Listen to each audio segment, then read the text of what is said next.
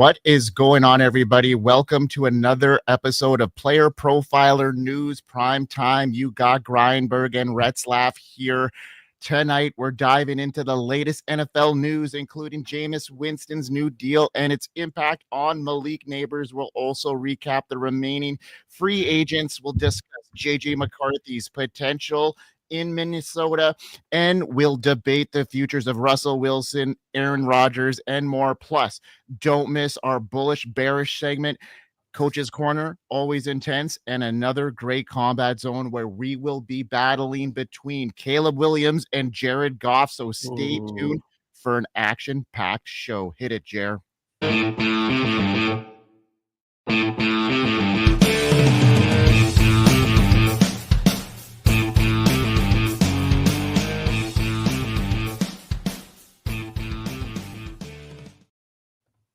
So now we are going to dive deep into our top story of the night. Jeremiah has some exciting insights to share about the quarterback situation in Minnesota.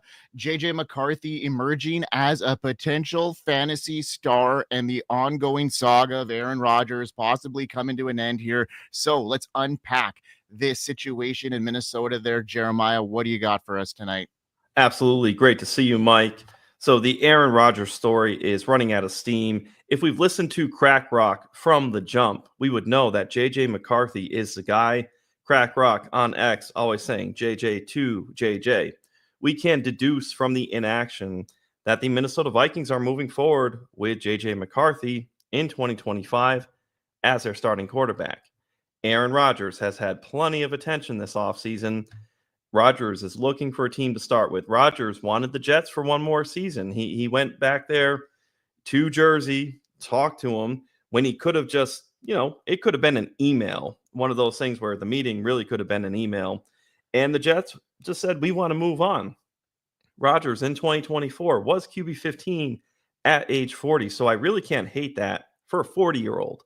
17 healthy games. Remember the year prior, he fell immediately on the Monday Night Football game. So we did get to find out what if with Rodgers. It wasn't great, but Rodgers was second in pass attempts with 584, eighth in passing yards with 3,897, seventh in passing touchdowns, fifth in red zone attempts, and fifth in team pass plays per game. The problem was pace of play was 25th for the Jets, which was led by Aaron Rodgers. The Vikings have indicated they don't want Aaron Rodgers, and they want to go in the direction of JJ McCarthy. Rewind even further back. Let's go back to Sam Darnold. Darnold was allowed to leave in free agency. Darnold, QB9 in 2024. So it gets better for what the Vikings have said no to in favor of JJ McCarthy. Sam Darnold, fifth in explosive rating that we have at Player Profiler here, 113.2. So those are pass plays beyond 20 yards. Fifth in passing yards, Sam Darnold. Fifth in passing touchdowns with 35, but also fifth in interceptable passes with 20. The Vikings saw all the good Sam Darnold did and said they want to move forward with JJ McCarthy. McCarthy has not been able to compile his NFL stats due to the torn meniscus and a lost rookie season. The push to keep Daniel Jones failed, making me think the Vikings are moving along with JJ McCarthy. And the timing of the injury recovery for JJ McCarthy is on point.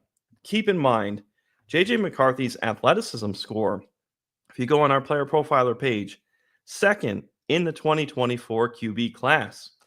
And JJ McCarthy, 13th all-time for quarterbacks out of a total of 297 in our Player Profiler database. From PFF, McCarthy, his junior and final season, was sixth in adjusted completion percentage at 80%. JJ McCarthy's completion percentage rose in his final two seasons, 64% to 72%.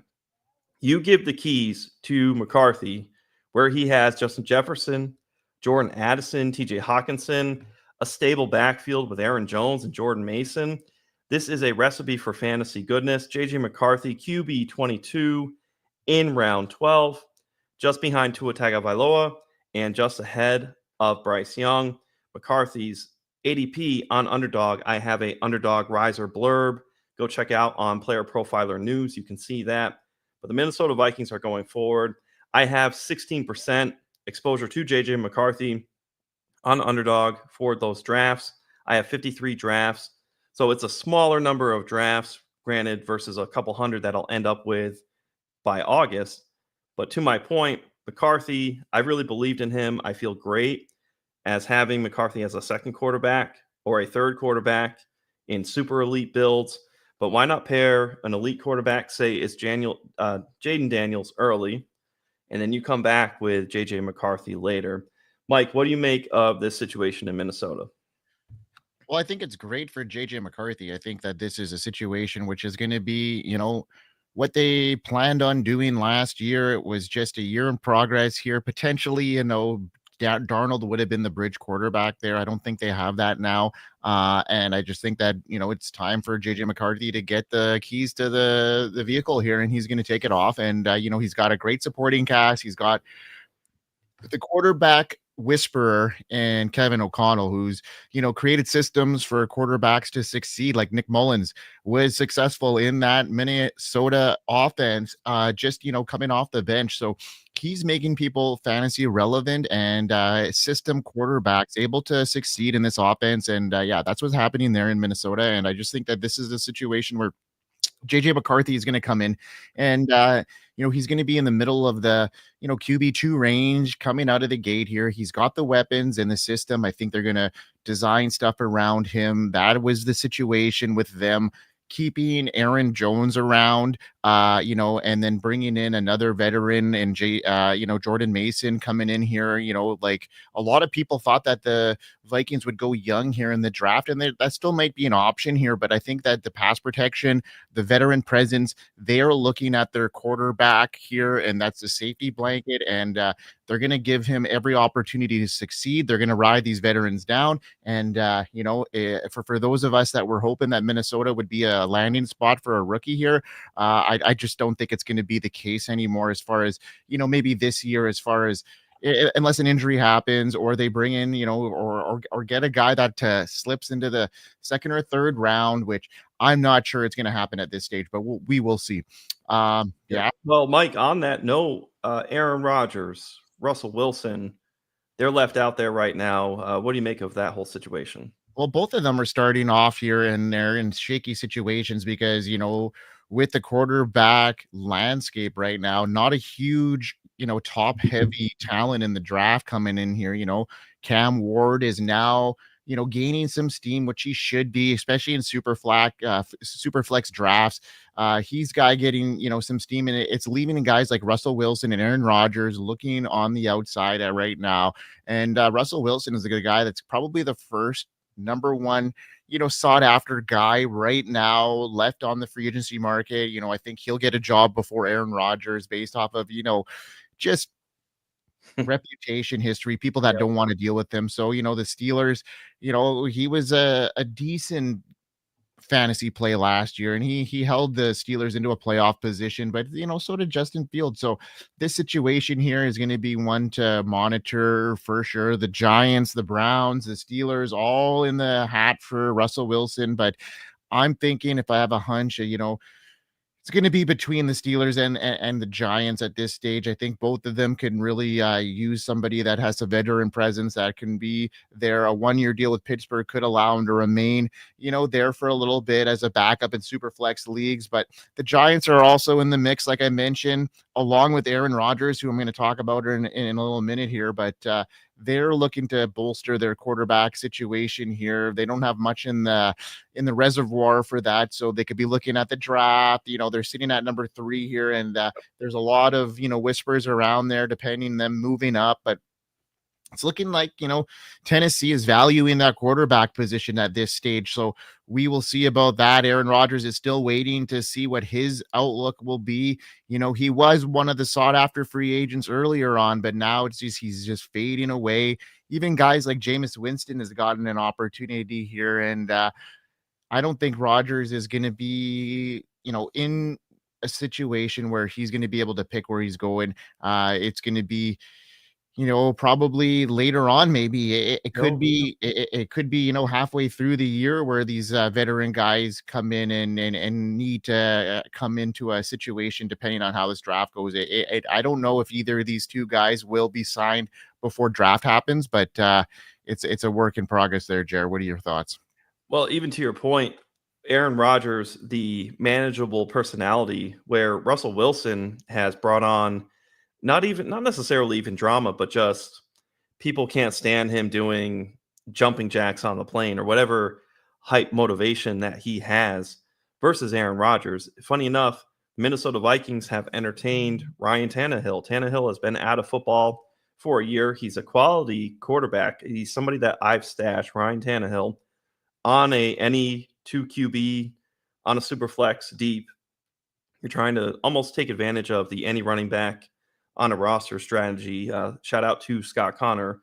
But it's funny enough where you have manageable personalities. A guy like Aaron Rodgers, for his career trajectory, should be getting more opportunities. But to that point, part of it is workplace situation. It's your personality that may not match up. And to your point, funny enough, Aaron Rodgers versus Russell Wilson. Russell Wilson might actually have a little bit more of that leeway for that likability. And it's funny that you mentioned Jameis Winston. I'll just go in on him. He signs a 2-year, $8 million deal. Malik Nabers to the moon. All the propaganda you need. This is like the Cheeto in the door jam with Jameis Winston signing for Malik Nabers. We've already wanted to lift off on Malik Nabers into next season. But now we get somebody who's a gunslinger who's just asked Jerry Jeudy what he did for his career last year. Jameis Winston is all about fantasy goodness. Jameis Winston, the perfect QB to have in the first month of the season, is now signed with the Giants. There's no pressure on a rookie quarterback, be it Cam Ward, Shedeur Sanders, or Jackson Dart. They will have time. Winston provides 3 to 4 games of fantasy goodness should the rookie QB even get hurt as well. So there's a lot of paths to Jameis Winston being on the field for a handful or a majority of games in 2025. Weeks 2 through 4 in 2024, Malik Nabers was wide receiver 3, 4, and 6. He gets the concussion. It keeps him out until week 7. Remember, the Cowboys, Thursday night, very end of the game, he was eating and dominating. Malik Nabers managed 109 receptions, which is funny. Brock Bowers had 112, which was 3rd overall off of missing 2 games, okay? 5th in deep targets with 28. Malik Nabers, 38th in target quality rating, so it could improve. 26th in catchable target rate, so we're looking for this to improve with Jameis Winston. Now, Winston can provide this no matter how volatile he is. Winston may throw it to the other team and complete it, but he can also throw much better than a 26 in catchable target rate ball to Malik Nabers. Malik Nabers was 1st in expected fantasy points per game, 23.8. 4th in unrealized air yards at 876. So there's more meat on the bone for Malik Nabers. Malik Nabers was 1st in drops with 10. 1st in targets with 170. 1st in target share at 34.9%. So imagine 2 more games for Malik Nabers. He'd be closer to the 190, 200 mark in targets. Nabers had 10 games of 10 or more targets.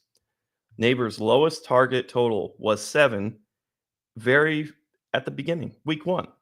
Give me Jameis Winston, infuse Giants offense for 6 games, with a rookie taking the other 11, making Malik Nabers the wide receiver overall in 2025, wide receiver 1 overall, a significant improvement from 2024. What do you think of that, Mike?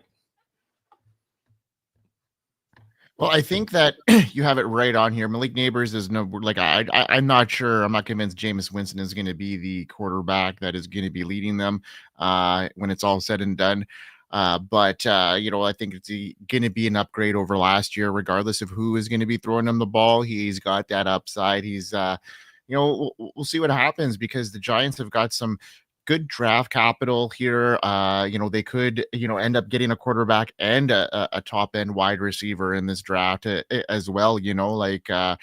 they have the opportunity to potential, Ted could be there, Travis Hunter could be there, which, a lot of people are looking at Travis Hunter with the Giants because, they're looking at him as a defensive player as well, but that opportunity to go alongside Malik Nabers and playing like a hybrid kind of thing is more looking like a reality at this stage. If you think of, them bringing in Winston, and then, they still have another pick. I think it's in the first round, if I'm not mistaken, or if early second here, where a quarterback could be an option there too, depending on where, these first two go.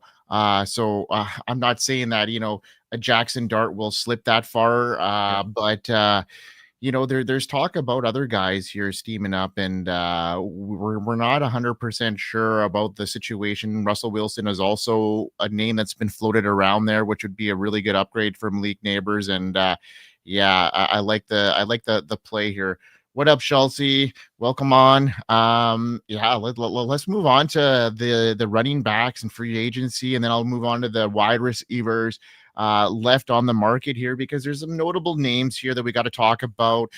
J.K. Dobbins is an intriguing name, still available in free agency after his decent 2024 that saw him defy the odds and produce career high numbers across the board, including rushing yards, receptions, and touchdowns after years of battling lower body injuries, including a torn Achilles in 2023. Dobbins' return to form is just a testament of his talent, but teams are understandably cautious due to his injury history. Despite that, Dobbins is expected to land a job probably in the next little while. We shall see, because this draft is coming up quick. So I'm not so sure that he's going to land something before we see where these running backs shake out in the draft.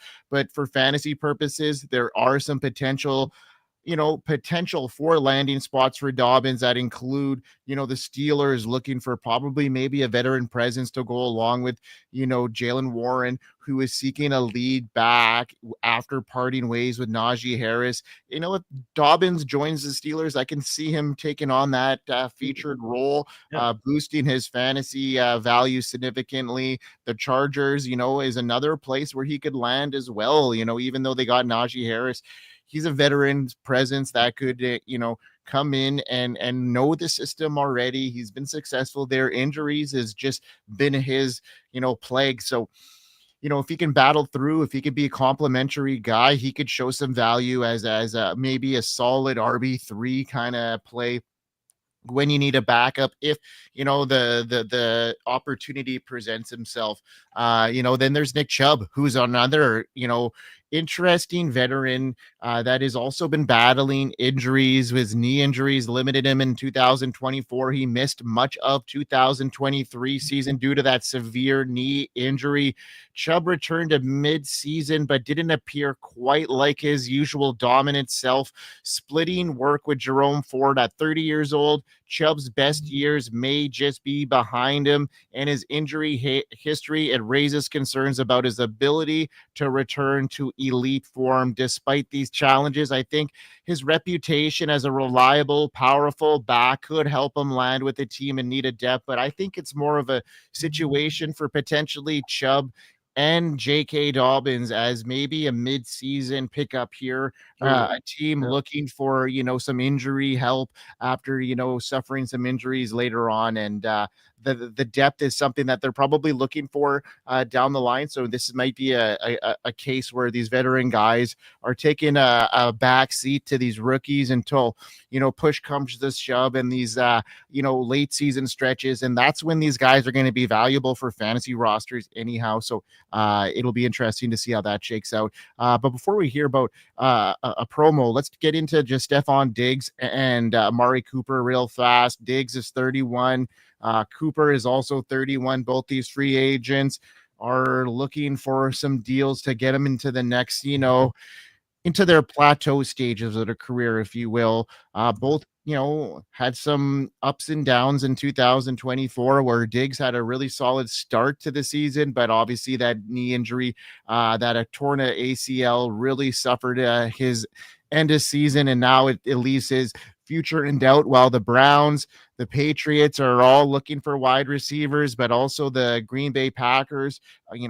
These are all situations where I think that Diggs could really fit in there. And same with Amari Cooper. Both of these guys are probably looked at in the same scope as far as where they could land and how they can help and enhance offenses there, Jeremiah. Those are the main takeaways here from the remaining free agents. What's going on with Fast Draft, buddy? And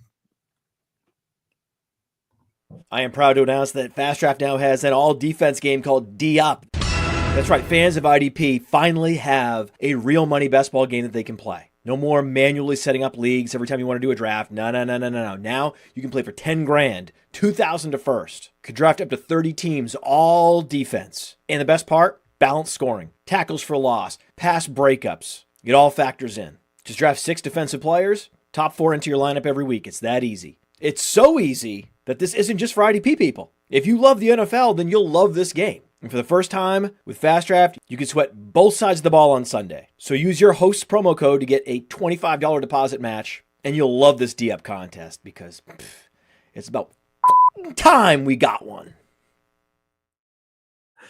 Hey, so get your Fast Draft app. There's a match with Coach Retzlaff won. I had a couple Origins teams that went through. This is the rookie tournament, and I ended up with Shador, Travis Hunter, and Brashard Smith as my top 3 on the 2 teams that I put in. I'm going to put in a batch order again tonight. It's so much fun. I've been toggling, and my strategy has been I've been toggling and shifting the rankings to be different every time I put in a batch order because I want a different outcome. And I'm pushing some players that I like even further and above, so I know for a fact that I'm going to get them. I did see DJ Giddens go at 309, mass value there. So go out there, play some Fast Draft. It's super efficient, and I can't say enough how much just by a scroll of a thumb you can set your rankings, and it's very, very intuitive. Love to see it. And we've got all our news. We've been talking about Jameis. We've been talking about JJ McCarthy. We're starting to settle into the part of the season where it's deadening just a little bit prior to the NFL draft. Things will pick up absolutely at draft time. Will kindle a flame to your dynasty rookie drafts, and that's exciting. But now we have this lull period, and now it is time to see what we're bullish and bearish on based on market sentiment. 0-1.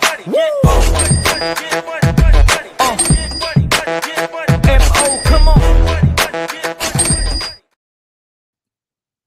All right, give me bullish, the dopamine hit, the green on Jonathan Taylor, Colts running back. Taylor is heading into just his 6th year at age 26. We often talk about these second contract wide receivers being a value, especially in Dynasty. Oh, take advantage of back half of his 20s, Cooper Kupp. But the way defenses have shifted, implementing bracket coverage, just being more manageable in how they attack an offense, the run game took on a bigger importance in 2024. Now we have Jonathan Taylor, who in past years, we'd start saying in Dynasty, age apex is past. He's 26. Better start selling. Now we're dealing in common sense with the fact that Jonathan Taylor is a top-tier running back in the league, has superb conditioning, and is still in his super prime. If you like Amari and Hampton, look at the musculature, the athletic frame that Jonathan Taylor has and Amari and Hampton, and tell me how far different they are. They're both extremely efficient in their conditioning. Jonathan Taylor just happens to be 26. Taylor can keep this up until he is 30 years old. Injuries can happen to anybody, but on the track, Taylor is with being disciplined, taking care of his body. I see Taylor running right through to his age 30 season. The back half of the 20s for running backs is making a comeback. I am bullish on JT because he's the perfect discount running back. On Underdog, you have Saquon Barkley, Bijan, Gibbs. They're all in the front half of the first round. JT goes as RB8 in late round 2 on Underdog. Taylor could easily finish as a top 5 running back in 2025. Jonathan Taylor, RB12 last year. He's got a shot to recoup some of his receiving game with Daniel Jones at the helm. Daniel Jones was excellent at feeding Saquon Barkley the ball in the passing game in New York. That's one thing you could rely on. Daniel Jones dumping it off to Saquon Barkley. What was the fear from going from New York to Philadelphia for Saquon Barkley? Oh, well, Jalen Hurts isn't going to dump off the ball. Well, we know for a fact, Daniel Jones, that fear is not there for Jonathan Taylor. So be watching that Anthony Richardson, Daniel Jones competition. Jonathan Taylor's first 3 seasons, he had reception totals of 36, 40, and 28. The last 2 years, it's been 19 and 18 respectively. A lot of that has had Anthony Richardson, Gardner Minshew involved there. Jonathan Taylor has been RB8, 1 overall, 17, 12, and 7th in fantasy points per game in 5 seasons. So a lot of top 12 finishes there. In 2024, Jonathan Taylor was 6th in red zone touches, 4th in rushing yards, over 1,400, 8th in total touchdowns with 12. Jonathan Taylor, 2nd in snap share, 1st in opportunity share, 5th in carries. Jonathan Taylor, back to the conditioning, is durable. I am bullish on Jonathan Taylor as he is priced perfectly in the back of the 2nd round on Underdog. Get his targets back up into the 50 range, target range with Daniel Jones. And Jonathan Taylor will challenge RB1 overall status as he did in 2021. Now, Mike, I'm bullish on Jonathan Taylor. You're bearish, ironically, on a Packer quarterback, Jordan Love. What do you got? Yeah, to me, it's just clear that his stock is kind of going down. I think he's overvalued right now. I think when you think about his QB2 range, he's being drafted, at QB 14 in a lot of platforms, Underdog being one of them. Love doesn't warrant that lofty spot, in my opinion, when you consider the struggles last season. He finished as the QB 17 in 2024. He did just play 15 games, but his fantasy output, it fell well below his typical expected from a quarterback in that range. His production, 3,500 yards, 24 touchdowns, 14 interceptions, was not as impressive as it was the year before, and his minimal rushing contribution, it further limits his appeal with unproven supporting cast and an offense that remains in transition. I just think his outlook for 2025 is much more in line with a QB 20 ranking, not the top 15 expectation he is receiving in some drafts. When I'm looking at his competition, I'm looking at Drake May, Stroud, Trevor Lawrence, Justin Fields, Michael Penix, all are being drafted after him, and I just see some higher upsides and all those options than Love. Fields, for one, coming in being, a top 10 quarterback when he's on the field. To me, I think his ADP right now is of huge value. Michael Penix Jr. with the weapons around him, his late season surge, great situation there. Trevor Lawrence is another situation here where, Liam Cohen coming in. I like the dynamic there. Brian Thomas Jr., I think they're going to rely on Travis Etienne a lot this year. I just see a good season. If Trevor Lawrence can stay healthy, that puts him above, Jordan Love for me. Drake May, once they find that bona fide one wide receiver for him, I think they're doing things good around him other than putting weapons there. And I think there is some situations here where Drake May, with his rushing upside, could really, really take off if he gets a weapon or two here coming up in the draft. Yeah, those are guys. CJ Stroud, like I mentioned too. I just seek some upside here. I know that he lost some offensive line help, but they're going to be drafting somebody. I think he's going to be throwing a lot of balls, and he's got a little bit more of a rushing upside. So maybe that's the guy that is maybe the more of the controversial pick against Jordan Love here. But Love ranked QB 19 in points per game. I don't like that. He only managed 24 touchdowns across 15 games. They really started getting some momentum when they relied on Josh Jacobs later in the season here. And I think that Josh Jacobs is a really good redraft value play here. I think, they're going to be run heavy to, they saw some flaws in their young quarterback, and him coming out of the gate a couple of years ago was maybe just him leveling out now, and him coming in with some of these younger guys coming in, JJ McCarthy being one of them too, who I think has got a little bit more upside now when I think of it in the grand scheme of things. And so that's kind of where I stand there. I love it, and I'm very much in on Drake May, and it sounds crazy because I'm seeing forward. It's a chess piece ahead. If you're not early, you're late in fantasy football. And to your point on being bearish on Jordan Love, in lieu of somebody like Drake May right now is going QB 15, just behind Jordan Love, QB 14 on Underdog, a 6-spot ADP differential. I think you take advantage of the fact that we already know, you reverse engineer, and you trust that the Patriots will come away with some weapons fantasy-wise in 2025 in the NFL draft. They've been failing at scooping up free agents. Granted, Stefon Diggs could end up in New England. That would absolutely help Drake May. I am a huge fan of Drake May in a 4-point passing touchdown format. Give me all that rushing upside. You mentioned the fact that Jordan Love doesn't offer that near enough. So give me somebody like Drake May. And it sounds crazy because it hasn't happened yet. But if you're not early, you're late. And people aren't going to sell you your Drake Mays. People already have Drake May. And think of him just behind somebody like Jaden Daniels. It might sound crazy, but you have somebody who has Drake May. They know what they've got. It just hasn't happened quite yet. But look at these surroundings. So I love your bearish take on that, but I love how in that there's a bullish counterpoint and nexus to some action there. So if you're listening at home, you can read into what Mike is putting down. He's got Jordan Love bearish. You even mentioned CJ Stroud possibly being a little bit higher with some added weapons. Drake May, I love that call, Mike. Absolutely. Now we have Coach's Corner.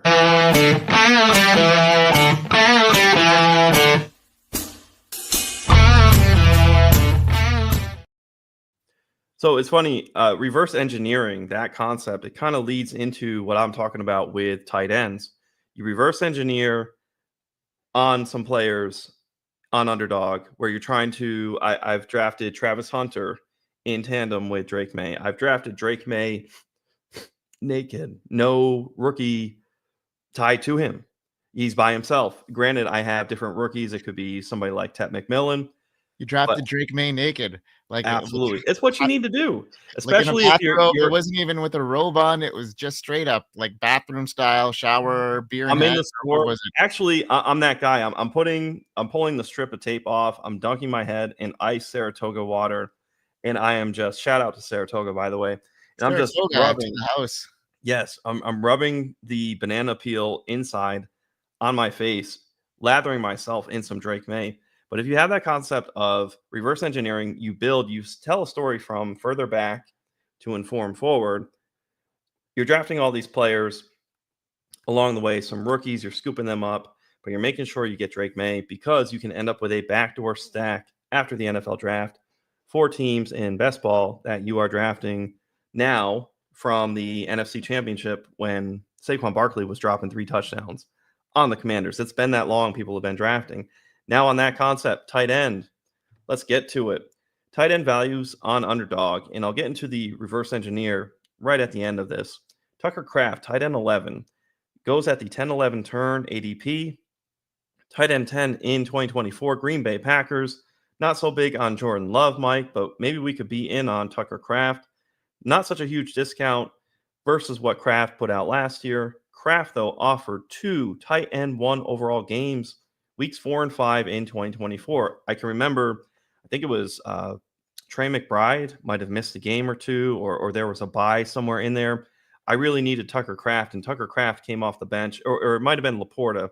There was a tight end that went down or was out, and Tucker Kraft just filled in beautifully if you streamed him. And Kraft had that initial injury into the early part of the season, so there was a big discount on Kraft last season. 6 games as a tight end 1 was Tucker Kraft last year. 8 games for Tucker Kraft, tight end 14 or better. You get a pecking order improvement with a rookie likely taking Christian Watson's role. So you have Jaden Reed, who's inconsistent, while a rookie, say, let's go with Trey Harris, let's go with Alec Manor, works in. Expect a jump for Tucker Kraft. With tight ends, we want guys who can be the first or second option in their offense. So Tucker Kraft fits that bill, and you're getting him in the early double-digit rounds on Underdog. If you miss the elite tight ends, Tucker Kraft will be a beneficial tight end to have in 2025. Now let's go to Isaiah Likely, tight end 15, round 12 ADP. On Underdog, this is as pure as it gets for tight end handcuffs. Likely was tight end 16 with Mark Andrews last year. If Andrews is out of the way, trade, injury, Isaiah Likely will be a top 5 tight end. Likely in 2024, 6 in ADOT, 13th in deep targets, 12th in red zone targets. Isaiah Likely, 5th in target separation, 8th in fantasy points per target at 2.13. Likely, as your second tight end in best ball, is sexy. You could draft him naked yourself. Kyle Pitts, tight end 18. This is crazy, right? Don't do this. It's Kyle Pitts, round 13. Hasn't finished above tight end 15 the last 3 seasons. Was tight end 11 in Pitt's rookie season. The MCL injury shortened the second year, truncated to 10 games, stymied the breakout. 9th in air yards last year, 4th in ADOT, 4th in yards per reception at 12.8, 7th in deep targets was Kyle Pitts.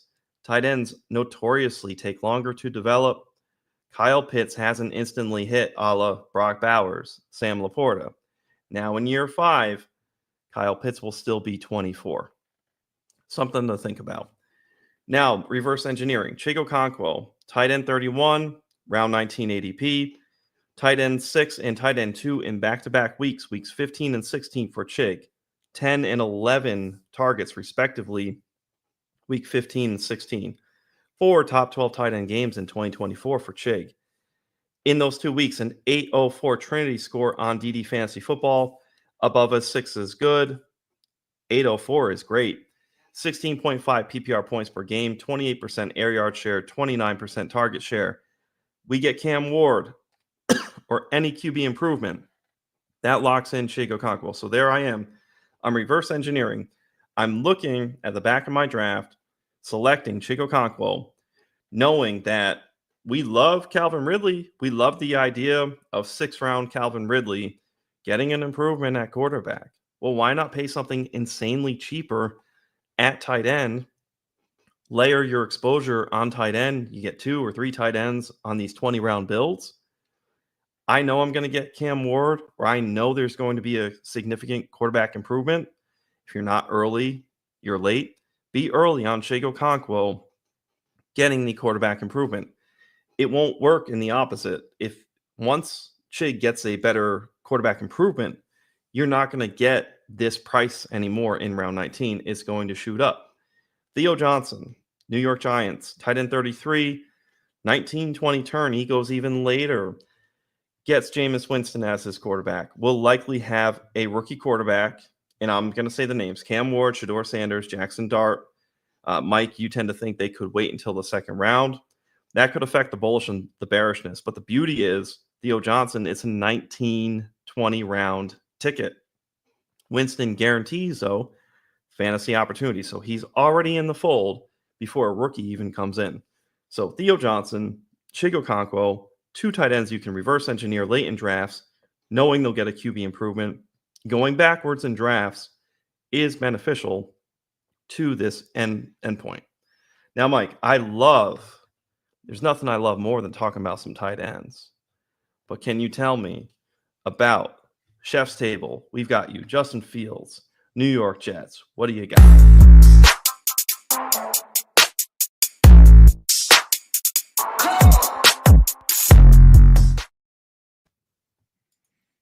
Yeah, loving this situation here, especially for all my dynasty shares that I have of Justin Fields. He is stepping into a prime opportunity with the Jets, making him one of the most exciting fantasy quarterbacks this offseason. He's still only 24 years old, the former Ohio State standout, has consistently shown top 10 fantasy potential, especially with his ability to rack up those rushing yards in 2022. He finished as the QB5 in fantasy points per game, with a remarkable balance of passing and rushing production, now reunited with a former college teammate in Garrett Wilson and entering a system designed to maximize his skill set. Fields is poised to take his game and fantasy value to the next level. In 2022, we saw him rush for over 1,100 yards, 8 touchdowns, and that's a clear indication that he is a dual threat quarterback with a 2-year, $40 million contract in hand. Fields is locked in as the Jets starter, giving fantasy gamers reason to believe in his future success. While the Jets, their offense might lack the depth in their receiving core, Fields' rushing upside combined with his addition of a fresh offensive scheme should keep him a reliable fantasy starter this season. And you know what I mean? If even though he may not be the most prolific quarterback in the NFL, that doesn't mean anything when we're talking about fantasy football. And for the short term, I think Justin Fields is very, very good here. The Jets offense that struggled last year could see a significant boost with Fields under center. His dual threat capabilities combined with the talents of budding stars like Breece Hall and Garrett Wilson provide a good foundation and an explosive attack. And we know that Justin Fields has been able to, withstand and hold up a wide receiver one. He did that back in the day. So we're going to have to see how that progresses. His decision to join the Jets over returning to the Steelers highlights his, belief in the new direction and team head coach Aaron Glenn, the familiarity between Fields and Glenn, who faced off in the NFC North, adds an extra layer of confidence in the partnership. So these performances against, teams like the Giants, who he had multiple 100-yard rushing games against, he had a great success at Ohio State. So I'm looking for Fields to really be a guy that I'm going to be targeting in the later rounds. I mentioned that earlier, him being a value when we think about it in that range, when a guy that is starting, there's not much competition there. Yeah, they might bring in a veteran at some point, but his opportunity, his upside is there. And while he is starting in the NFL, he's going to be a guy that's going to catapult your teams to fantasy success. You pair him up with a veteran guy that is a pocket passer in a redraft league, or he is a guy that you already have, sitting on your bench and in a dynasty league. You're not in a position right now to sell him. You're keeping on to him right now because unless you want to get the value out of him down the line. But at this stage, he is going to be a guy that, you held on to them this long. Now he's going to really retain that value, get him to where he needs to be, and then maybe ship him off. But I love this situation here. It's funny because any week it's a top 5 upside. It's volatile to real NFL fantasy football game that we play. In just 10 games last year, rushing stats, 7th in carries per game, 7th in red zone carries, 14th in rushing yards, 10th in rushing yards a game, 7th in rushing touchdowns. So you give a full season, the rushing output is really what can catapult Justin Fields to the top. I like your point, what you're saying. It's just going to be a little bit risky. Does he just get 6 games, 7 games, and then it falls apart? Or does he get the full entire leeway of an entire season? We're hoping that Justin Fields can get that. It would be kind of cool if the Jets could, kind of in the back of their mind, if they're going to tank enough or be bad enough with Justin Fields, let it happen. But I kind of see them as wanting to go in and compete. They have some good quality players on their team. I am interested in what it will do for Garrett Wilson. I love Garrett Wilson. Smooth inside release, smooth outside release. Just needs a guy to get him the football. And we saw Devontae Adams come in, wide receiver 11 in just, I think it was 11 games played with the Jets. So while the chemistry, of course, that was still there with Aaron Rodgers, you get your Ohio State quarterback back with your Ohio State receiver. So I think Garrett Wilson might be actually really happy. Now, Mike, we've been talking. I think we need to fight. I think it's time for Combat Zone. It's go time. It's go time. It's go time. We going up, we go. All right. I am going to go with, and this is our battle. It is Jared Goff versus Caleb Williams. When I was talking to Mike, we were thinking who's going to be our combat zone. And I said, Jared Goff, Caleb Williams. You've got old Detroit. You've got new Detroit with Caleb Williams. And I didn't even look on Underdog till today.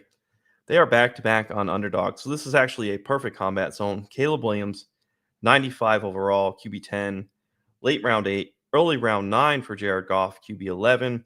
But for me, I'm going Jared Goff. Why go to McDowell's when you can already be at McDonald's? Give me Goff over Caleb Williams. The easiest indicator of future fantasy football performance is measuring past fantasy football performance. In steps, Jared Goff, who was QB 6 in 2024. Goff was third in explosive rating at 120.6. Pass plays over 20 yards. That's what we're measuring. Goff was second in passing yards with 4,600. Second in yards per attempt at 8.6. Second in adjusted yards per attempt. Seventh in fantasy points per dropback at 0.5. Jared Goff, best ball. We love best ball. 6th in best ball points added. Third in true completion percentage at 77.1%. Who does Jared Goff think he is? JJ McCarthy? Jared Goff was first in accuracy versus man coverage. Goff knows where to go, knows where to throw. Kenny Rogers. First in play action completion percentage is Goff, so he takes full advantage of his running game in Gibbs and David Montgomery. It's a perfect pairing. Maybe the Bears go and get Ashton Jeanty. Maybe the Bears end up with Amari and Hampton. But right now, I know I have a sure thing with Jared Goff with Gibbs and Montgomery. For efficiency, Jared Goff was second in true passer rating, 118.9.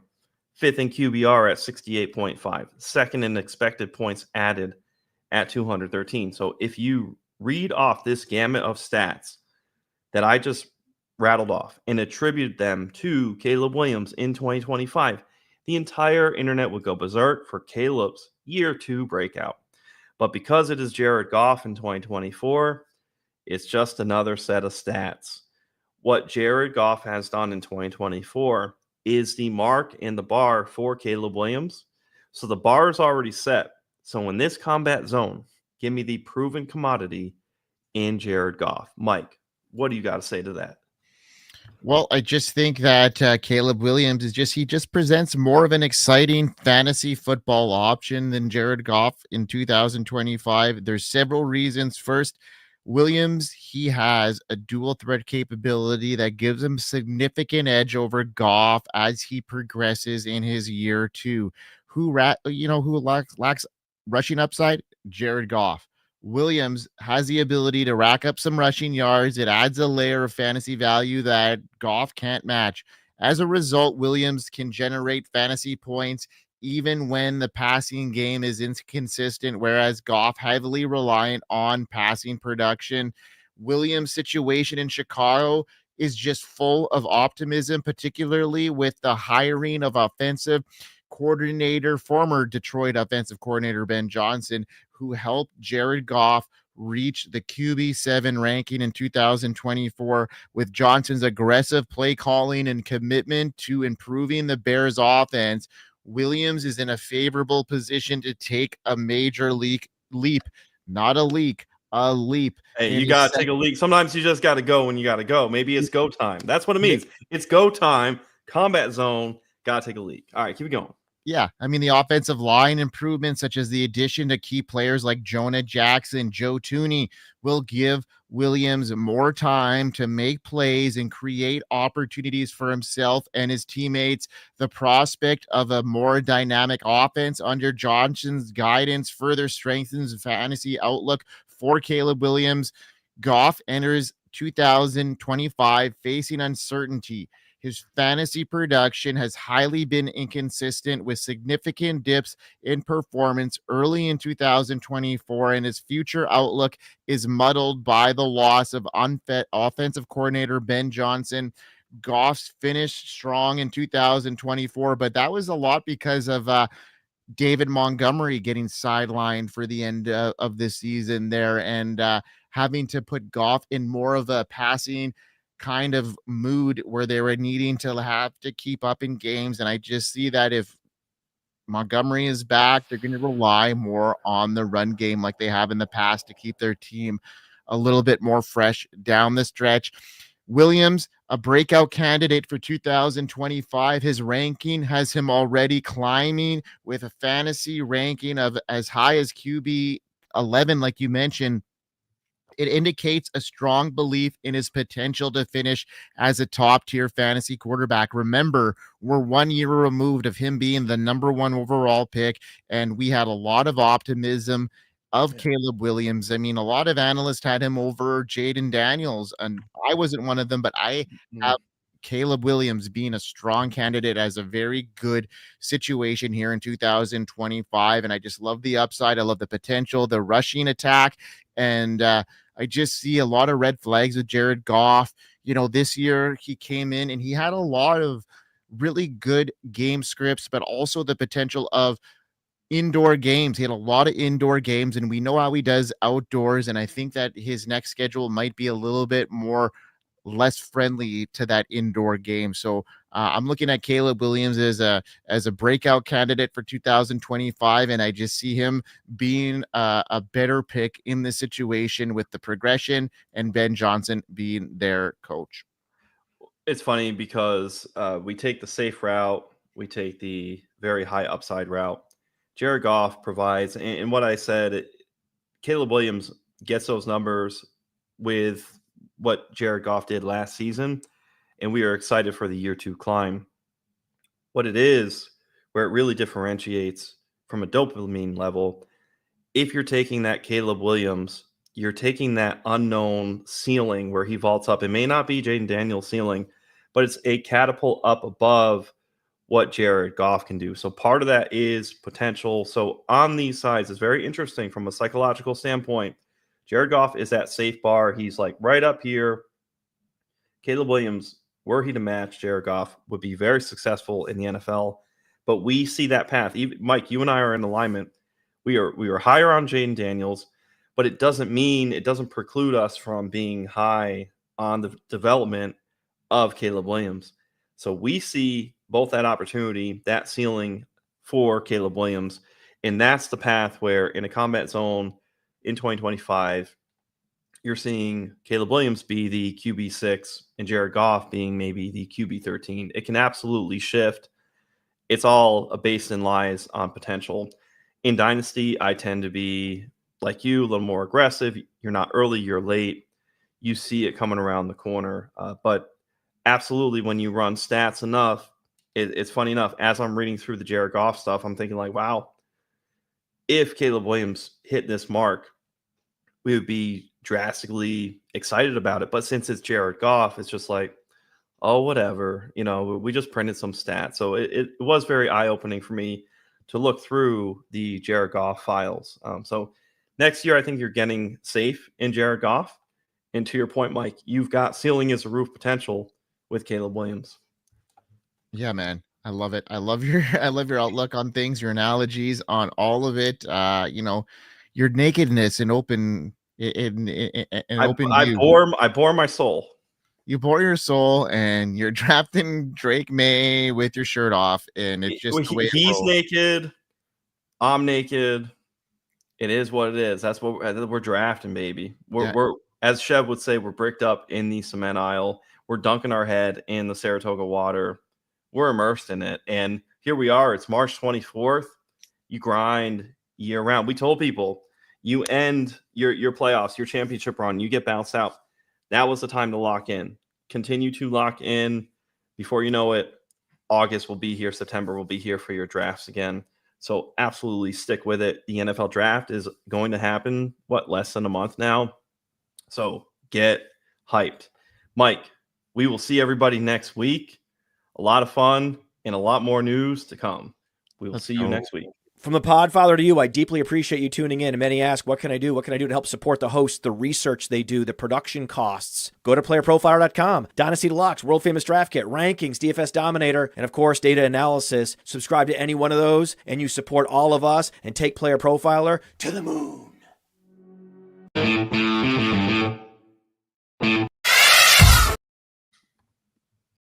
From the Podfather to you, I deeply